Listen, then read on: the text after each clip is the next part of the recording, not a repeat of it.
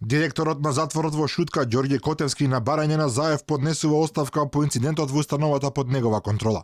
Пред новинарите појасни дека одлучил да го послуша премиерот и да понесе одговорност за тепачката во која настрадаа поранешните министри Јанакиевски и Ристовски. Зашто чекавте премиерот да ви побере оставка, сами уште вчера не поднесете?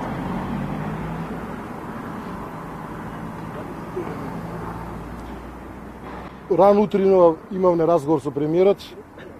Разговорот одеше во тој правец како што премиерот е премиер на владата и именуван сум од негова страна и од таму дојде пораката дека треба да се побара оставката.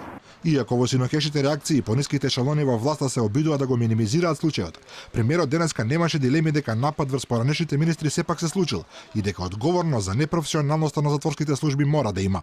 Деталното образложение кое што беше дадено, јас го сваќам и верувам дека истрагата ќе ги покаже сите детали, но во името на одговорноста не можам да прифатам дека директорот на затворот и луѓето кои што биле таму определени да се грижат за безбедноста додека трае терминот за прошетка по самиот затвор за самите притворени лица, да се случи истовремено уште еден настан за после 45 минути или сат време.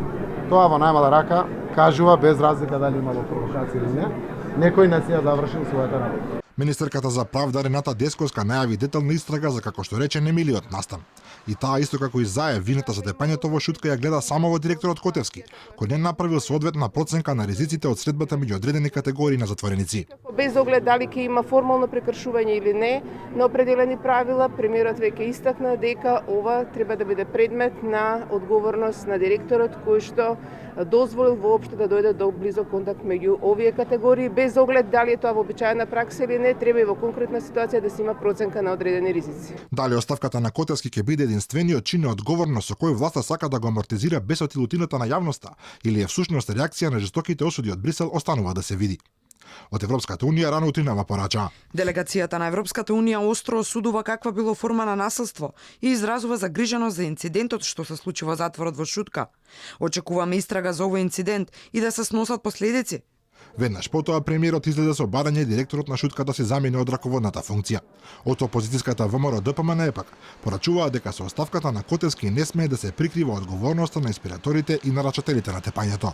Срамно и недозволиво, властите не го спречија тепањето, туку синхронизирано се обидоа да ја манипулираат јавноста, дека истиот или не се случил и дека е незначителен. СДСМ не смее да бега од одговорност. Чинот на тепање на затвореници е акт на незрело и недемократско уредување, кое за жал стана државата со Зоран Заев на чело на владата. Заев и Десковска не можат да се кријат зад пониските ешелони на власта. Граѓаните очекуваат одговорност. Соопшти најголемата опозицијска партија.